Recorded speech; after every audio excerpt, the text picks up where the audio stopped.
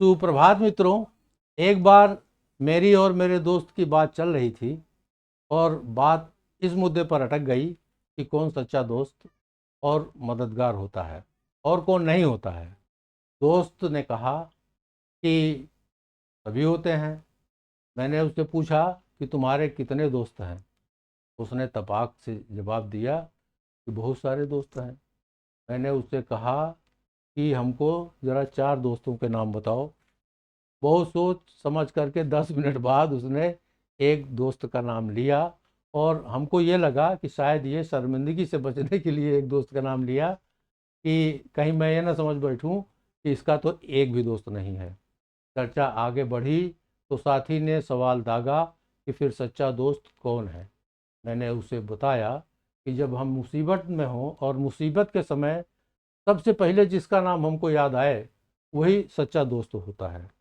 चाहे वो हमारा दुश्मन भी हो सकता है, जिसके साथ हम ज़्यादा घुले मिले न हो, जिससे ज़्यादा हम जिसके साथ बैठते न हो, ज़्यादा खुले न हो, वो भी हमारा सच्चा दोस्त हो सकता है। फिर यह बात सुनकर मेरा साथी मेरा मुंह ताकने लगा, जैसे मैंने उसके मन की बात उससे छीन ली हो। लगता है दुनिया अकेली हो गई है, लोग भीड़ में भी अकेले घूम रहे हैं। निदा फाजली जी ने ठीक लिखा है, हर तरफ हर जगह बेशुमार आदमी, फिर भी तन्हाइयों का शिकार आदमी। दोस्तों, कुछ लोग कहते हैं कि आजकल दुश्मन ज़्यादा भरोसेमंद हैं और दोस्त उतने भरोसेमंद नहीं हैं। अपने इस कथन से संबंधित मैं आपको एक छोटी सी बात सुनाता हूँ। अमेरिका की एक पेशेवर तैराक हैं जिनका नाम है अनीता अल्वारेज, जो वर्ल्ड चैंपियनशिप के दौरान परफॉर्मेंस करने के लिए स्विमिंग पूल में जैसे ही छलांग लगाती हैं, वो छलांग लगाते ही पानी के अंदर बेहोश हो गई।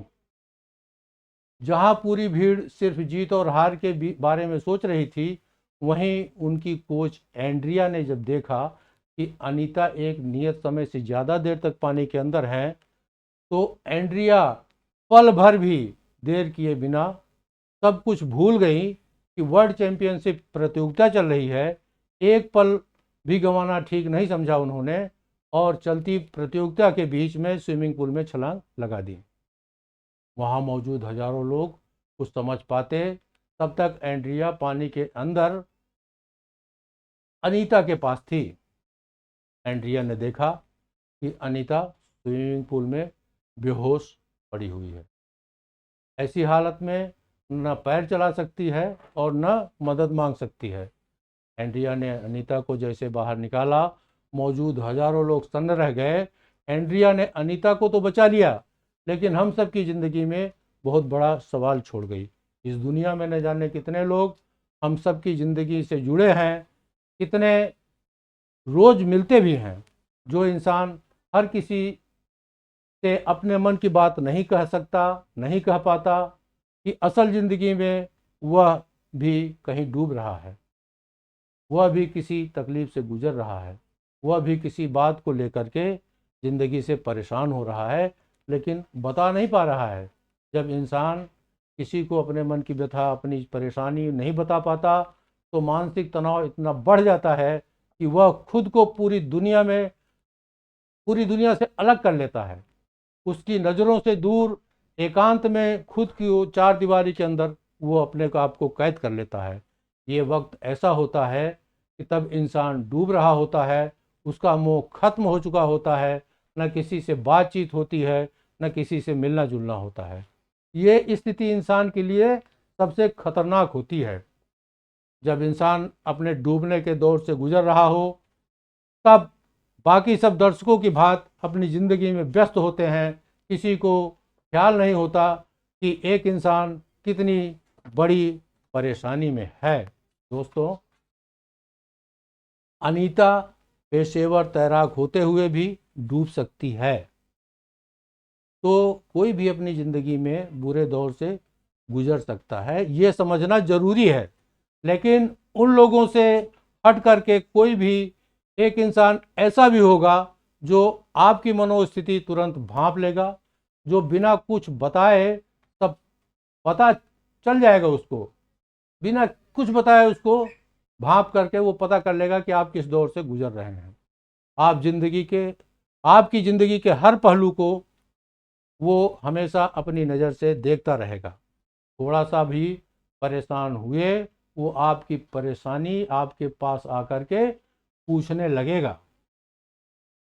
आपके बिहेवियर को पहचान लेना, आपको हौसला देते रहना उसका धर्म बन जाता है। आपको सकारात्मकता बढ़ाते हुए वो आपके आगे हमेशा खड़ा रहेगा और एंड्रिया की तरह कोच बन करके आपकी ज़िंदगी को बचा लेगा। हम सबको ऐसे ही दोस्त की ज़रूरत पड़ती है। ऐसे ही ऐसा दोस्त कोई भी हो सकता है।